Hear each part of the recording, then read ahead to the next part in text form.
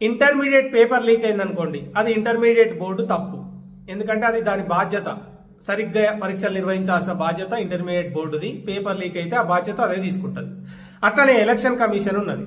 దొంగ ఓట్లు క్రియేట్ అయినాయి అనుకోండి లక్షల సంఖ్యలో, ఆ తప్పే వాళ్ళది ఎలక్షన్ కమిషన్ ఆఫ్ ఇండియా. ఎందుకంటే ఎలక్షన్లు సరిగ్గా నిర్వహించడం ఎన్నికల కమిషన్ బాధ్యత కాబట్టి. దొంగ ఓట్లు లేకుండా, రిగ్గింగ్ జరగకుండా ఎలక్షన్లు నిర్వహించడం ఎలక్షన్ కమిషన్ బాధ్యత. అయితే ఒకే ఒక్క నియోజకవర్గంలో 1,00,000కి పైగా దొంగ ఓట్లు క్రియేట్ చేసిర్రు. ఇది ఖచ్చితంగా ఎలక్షన్ కమిషన్ తప్పే అని దేశమంతా మాట్లాడుతుంటే, ఏ జూడ్ అనే ఏ జోకర్, ఏ బ్రోకర్ అని కూడా పిలవచ్చు, ఈ బ్రోకర్ గాడు ఏమంటాడంటే, దొంగ ఓట్లు క్రియేట్ చేయబడితే దానికి ఎలక్షన్ కమిషన్ కి సంబంధం ఏంటి అని తలకు మార్చిన సన్నాసి మాట్లాడతాడు.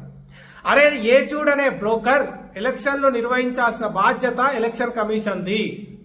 ఆ ఎన్నికల్లో దొంగ ఓట్లు ఒకే ఒక్క నియోజకవర్గంలో 1,00,000కి పైగా దొంగ ఓట్లు క్రియేట్ అయినాయి అంటే ఆ బాధ్యత ఎలక్షన్ కమిషనే తీసుకోవాలి. అది ఖచ్చితంగా ఎలక్షన్ కమిషన్ తప్పే.